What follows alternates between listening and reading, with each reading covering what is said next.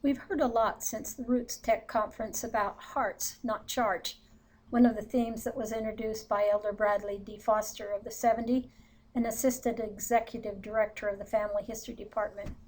He emphasized the distinction between genealogy, finding names and dates, and doing family history, learning the stories of our ancestors.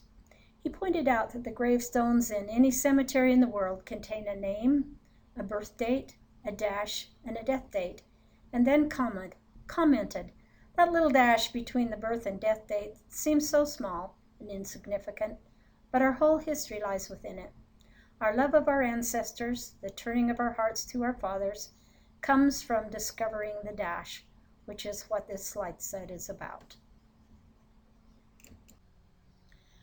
Family Search has been enhanced to help in the process of discovering that dash by adding the ability to load photos and stories and attach or tag them to our ancestors. The functionality currently available, however, is pretty limited. You can write your story in a word processor and then copy and paste it into Family Search. Or you can write and create your story in the frame provided within Family Search itself. You cannot currently link to a story you found on the internet, as you can with sources, or upload a file from your computer hard drive or from third-party software. Hopefully those enhancements will be made in the future. There are several things you can and can't do with stories that you add to Family Search. You can, of course, add the story. You can attach a photo to the story. You can edit or delete stories you added. You can add comments to stories others have written. And you can tag the story to everyone who's important in the story. You can't edit or delete stories others have contributed, nor can they edit or delete stories you have contributed.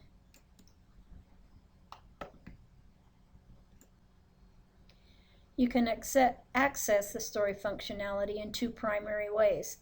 You can use the photo tab at the top of Family Search pages, or you can use the stories option from either the detail page in Family Tree or from the summary page in Family Tree.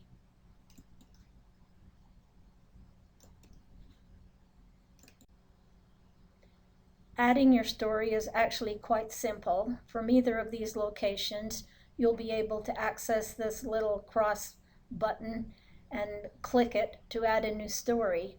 You get a screen similar to the one on this slide. It allows you to add a title for your story and then write your story in the box provided and then save it. You can also attach a photo to display small thumbnails of all the photos you've uploaded. I've given you just an example here. I've only uploaded a few photos, but in this particular case, I want to access the photo of my grandfather, Joseph Jones, and I do it by clicking on the little box underneath his picture and then clicking Add. This has been just a brief introduction to what's available in Family Search. You'll probably want to access the reference manual. The easiest access is through a link at FamilySearchTraining.com. You'll get full information about editing, deleting, tagging, commenting on stories.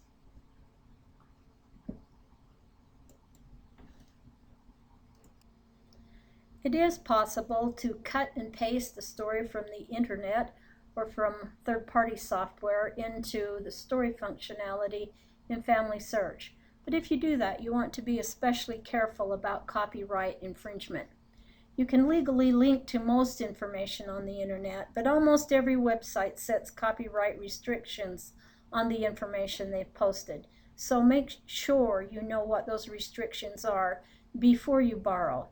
At the very least, you will want to add citation information for the source of the original story.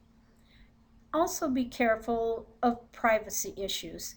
Stories can be viewed by anyone, so add stories only for deceased ancestors, and even then if the story contains sensitive or personal information, consider carefully before posting. You also need to know that if the story includes information about living people, they must give their permission before you add the story to Family Search. Make sure your story is appropriate too and is consistent with church standards. Photos are viewed and screened before they're published, but stories are not.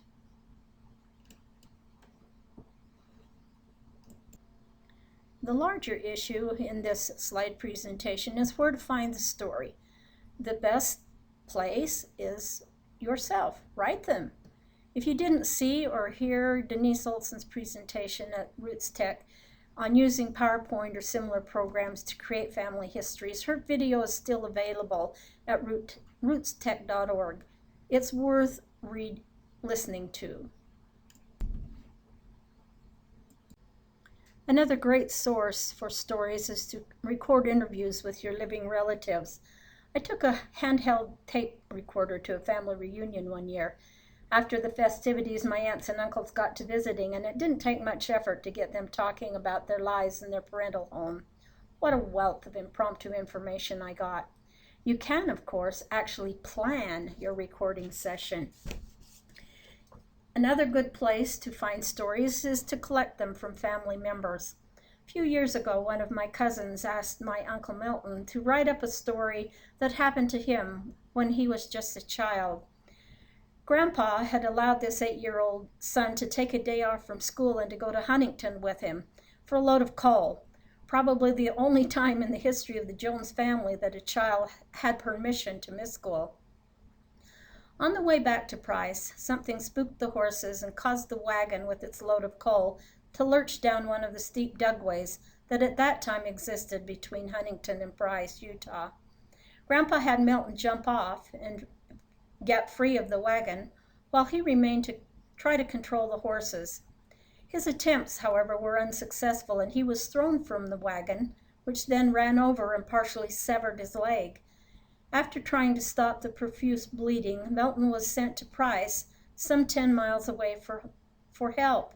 He ran the entire way in record time and returned with the doctor and others in time to save his father's life. When they got Grandpa back to Price, they laid him on the kitchen table and without anesthetic amputated his leg. He walked with a pegged leg for the rest of his life. Another story that has been a favorite of mine is of my favorite grandma, my Grandma Lottie. She left us a voluminous history of a single page. But what a page! She mentions growing up in a family of 7 brothers, no sisters, attending the BYU Academy for a year to obtain a teaching degree, going to work as the housekeeper for Joseph Jones, who had lost his wife after the birth of their 8th child, ultimately marrying Joseph, 23 years her senior, and much against the wishes of her father. Of raising Joseph's first family, some of his children only a couple years younger than she, adding another 8 children to the family. Of the difficulties in trying to farm just south of Price on a farm that grew more alkali than crops. Of the eventual failure of the Price Mercantile, which was established by her husband in one of the first markets in Price, because of extending credit to everyone with a hard luck story. Of her delight when my father added indoor running water to her house for the first time. She was 65 at the time. Of providing Sunday dinner for the many guests who came to Price for conference and were invited to dinner by her husband, who was a member of the Steakhouse High Council. She just kept adding water and spices until she had enough chicken soup to feed everyone. They also boarded and fed all the horses as well. And finally, one of her dislikes of the color yellow and her persistence in trying to rid her garden of an old-fashioned yellow rose that insisted on reappearing no matter how many times she dug it out. The entrance to the freeway now covers the ground that was once her garden. I wouldn't be a bit surprised to see a yellow rose bush push through the concrete at some point. My own garden now contains several old-fashioned yellow roses in memory of the grandmother who loved me.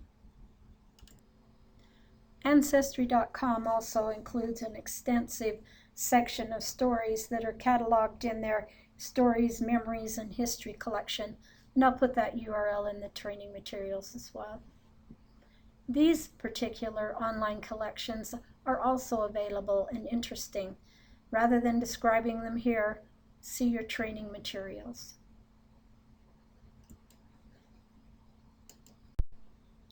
The What Do You Want to Do section on the BYU Family History page also includes a biographical section. I found, however, that many of these links lead only to vital records. Here are a few examples that are exceptions. The trail excerpts attached to the records in the Mormon Overland Pioneer travel citations, the Mormon migration histories with the Ancestors Voyage, and some Indian pioneer papers in a collection that I had discovered as well. The BYU website also includes some miscellaneous family histories. If you see your family name listed on this screen, you might want to give this section a try. This collection also includes some interesting references to other sites as listed below. We always seem to forget that good genealogical and family history information can also be found in books. One of the best resources is our own social sciences department, just one floor down. The CS section contains family genealogies for many surnames. The F section contains local histories for numerous locations throughout the world.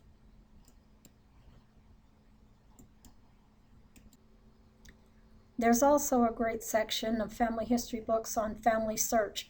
The collection of more than 40,000 digitized genealogy and family history publications have been taken from the archives of some of the major genealogical libraries listed below on this slide.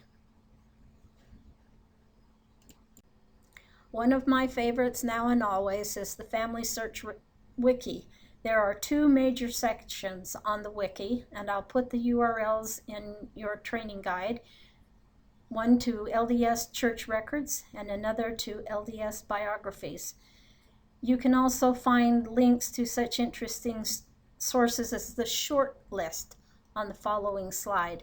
And again, I will include that in the training information. Here they are: the Early Church Information File, the Pioneer Heritage Library, 10,000 photos, as well as biographical sketches. Wigan's Mormons and Their Neighbors, 75,000 biographical sketches. Britain's Guide to Mormon Diaries and Autobiographies, another nearly 3,000. Pioneer Women of Faith and Fortitude, Studies in Mormon History Database, the Library of Congress collection of Mormon diaries, church history story collections, and Utah Pioneer biographies. This one is only a 44-volume set. I'm guessing you might find someone that you're related to if you have pioneer ancestors. There are also lots of other sites online. The DUP site and the DAR, the Daughters of the American Revolution site, contain hundreds, thousands of biographies. You will want to look at their home pages carefully because there are some restrictions. For example, with the Daughters of the Pioneers, make sure you're searching for a pioneer, someone who's a direct line ancestor who came to the state of Utah or the territory, who died crossing the plains or was born in the Utah territory before the coming of the railroad in 1869. If your ancestor doesn't fit in this criteria, we won't have a history. That's what they tell us. Another of my favorite sites is US GenWeb. I do a lot of research in West Virginia, and the person who does the West Virginia pages has done an excellent job. The contents of this site are generally free for you to use in compiling your family history, and most GenWeb sites are organized first by state and then by counties, and the counties are both historic and current. I found biographies, for example, in Marshall County in West Virginia for the Mac Cunninghams, the Dorseys, the Hicks, the Joneses, the Martins, the Riggs, the Tomlinsons, and Drusilla Bucky, McMahon Wells, all of whom I have ties to. Last but not least, Google is your friend, or at least that's what one of my friends tells me. I entered the following search term: Thomas Tanner in quotes, Matilda, and biography, and found an account of Thomas Tanner, Jr. Jr. is the son of the Thomas I was looking for, and not in my direct line.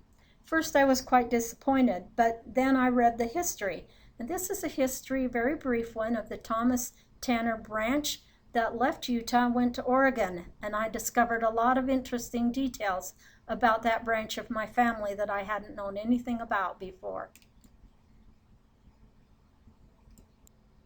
On my second search, I added a date to my Thomas Tanner search term, 1807. Among the results this time was a history of my Thomas Tanner. We're going to return to him in just a minute. I also searched for a Hazard Wilcox biography that I'd seen on the web before.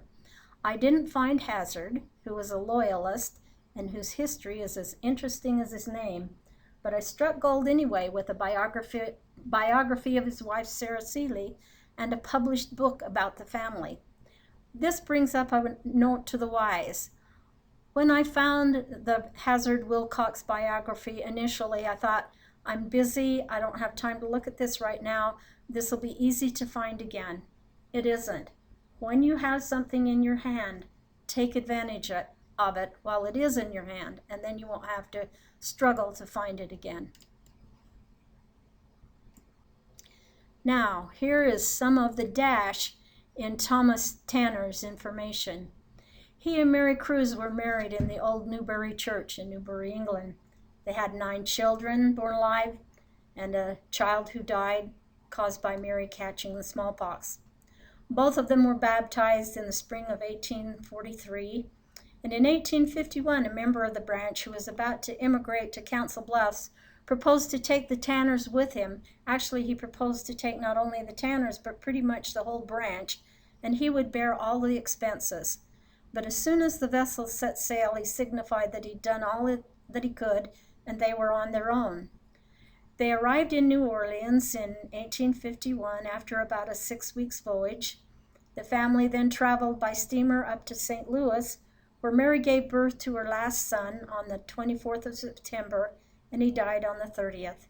Mary died in St. Louis the following month, and both were buried there. In October of 1852, Thomas married Anne Newman in St. Louis. While they were in St. Louis, an acquaintance from the Newbury branch again came to their rescue. He donated an ox team in which they were to cross the plains. They brought Thomas's first family, his new son, his new wife, her brother's widow, the widow's 2 sons and a daughter, and a Lucy Francis who was a Newbury acquaintance. He commented, "Our wagon was pretty well filled and heavy laden and caused us much annoyance and inconvenience. It was a very trying lesson and experience for our family, but kind Providence brought us through." They left for Utah in July of 1853, crossing the plains in the Claudia Spencer train of about 40 wagons.